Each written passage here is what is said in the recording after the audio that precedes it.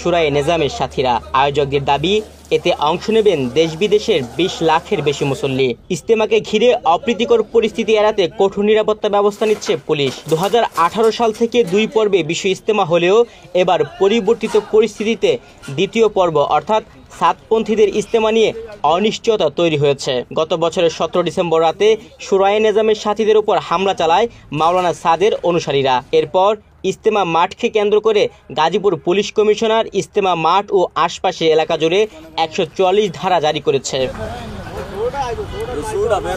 শুরায়ে নিজামের সাথীদের উপর হামলা চালানোর দায়ে বেশ কয়েকজনকে গ্রেফতার করেছে পুলিশ। পরে চলতি মাসের 7 জানুয়ারি ইজতেমা মাঠে নিষেধাজ্ঞা প্রত্যাহার করেন গাজীপুর পুলিশ কমিশনার। এরপর থেকেই পুরোদমে ইজতেমার মাঠ প্রস্তুত করতেছে শুরায়ে নিজামের সাথীরা। তবে এবার সাতপন্থীদের ইজতেমা নিয়ে অনেকটা অনিশ্চয়তা দেখা দিয়েছে।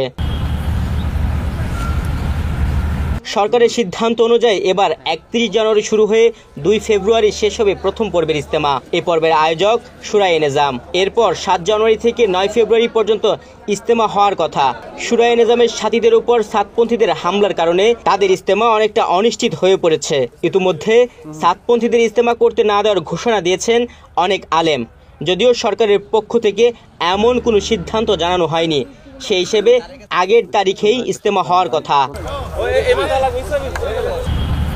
এখন পর্যন্ত সরকারের পক্ষ থেকে সাতপন্থীদের ইজতেমা করতে কোনো বাধা নেই বলে জানিয়েছেন মিডিয়া সমন্বয়ক সিয়াম।